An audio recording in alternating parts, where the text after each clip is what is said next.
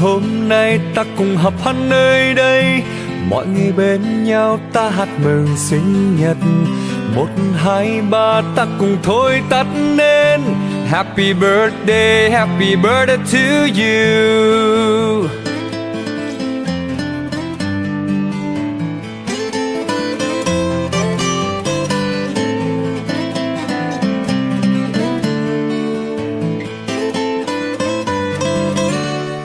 On this day all together we'll be, and we'll all sing for your birthday.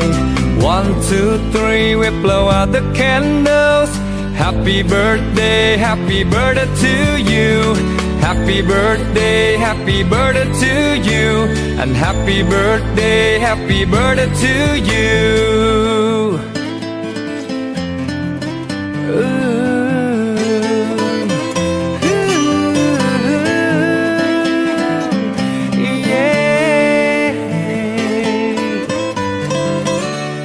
Ngày hôm nay ta cùng họp hắn nơi đây, mọi người bên nhau ta hát mừng sinh nhật.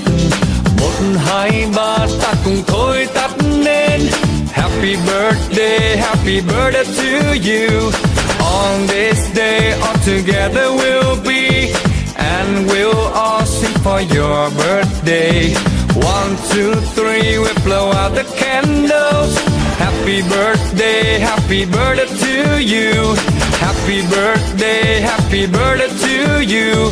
And happy birthday to you. Yeah. Come on.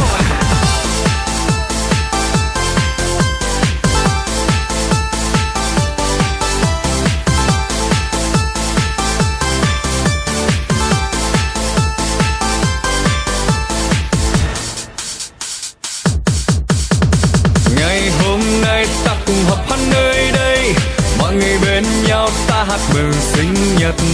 1, 2, 3 ta cùng thôi tắt nên Happy birthday to you.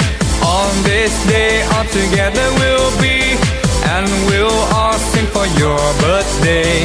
1, 2, 3 we blow out the candles. Happy birthday to you. Happy birthday to you. And happy birthday to you.